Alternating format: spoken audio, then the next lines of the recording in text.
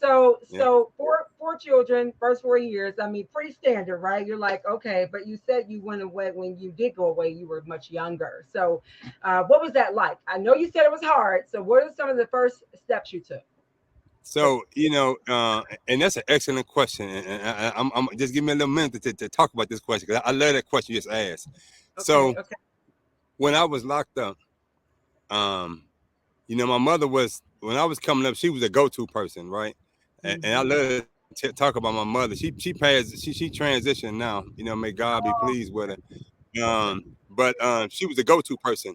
Like if you had some static, hell, call Cherry. She gonna come with them two pistols. She knew how to handle her business. She was from the streets. If your daughter got pregnant at a young age, call Cherry. She was an OG at getting pregnant. She knew exactly what to do about that. My mother was the type, if your water got turned off in the hood, call Cherry. She knew how to turn your water back on. She was that kind of person. So I grew up, that was my shero. My mother was the person that Right. everybody went to. But when I got locked up, my mother wasn't there, right? I used to Yeah. collect call from the Department of Correction, click, collect call, Mm, click. And I'm mm, like, damn, I'm writing letters. She wasn't responding. But what happened was my mother, she was a hustler, but she started getting high on her own supply. And she got addicted to drugs, to crack cocaine. She mm, struggled with crack cocaine for over 20 years prior to her death. Even to on her deathbed, she still struggled with crack cocaine. And she was out there bad, like she's really addicted. But I didn't know that. I'm thinking mm, that my mother just abandoned me. She just gave up on me. So in mm. my mind, I'm like, hell, you was there for everybody else when I was growing up. But when I get in trouble, you ain't there for me. So I actually developed a hatred for my mother. And Oh I wow. disconnected myself emotionally totally from the outside world. And I tell people, if my mother would have been chopped up and eaten by a serial killer when I was in prison, if I would have cried, and that's a big if, I would have cried because my logic told me that's your mama, boy. You should feel something. But emotionally, I had divorced myself from the outside world, right?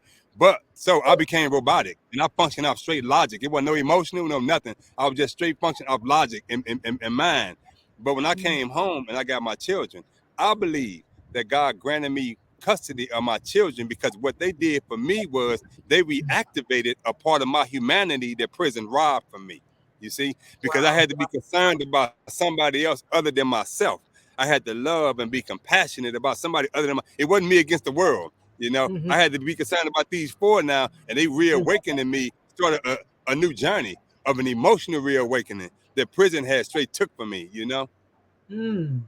Wow. You that woo, Ghazi right there. I feel like I wanted you just threw me back with a lot of that. My goodness. I didn't so I imagine when you hear men, especially men talk about there's a common thread I hear often about men and their boys and their moms. Everybody just assumes that every young man has have a great relationship with their mom. And you said that definitely was not the case. And you were very honest about that. So I do appreciate your candor. But my goodness, when you say that you believe that God used those four children to help rebirth an emotional humanity towards life, birth out of your children. Let's dig into that a little bit. What was that experience like for you at the beginning?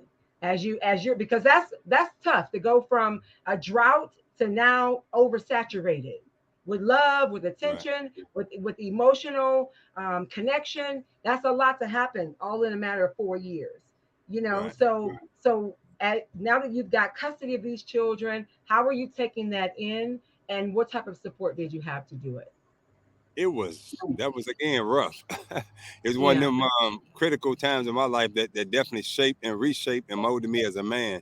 Mm, I didn't have a lot of family support, really not a lot of support. Period. It's something about our community. We talk a lot, but things is what they is, and the kind of support that could have come.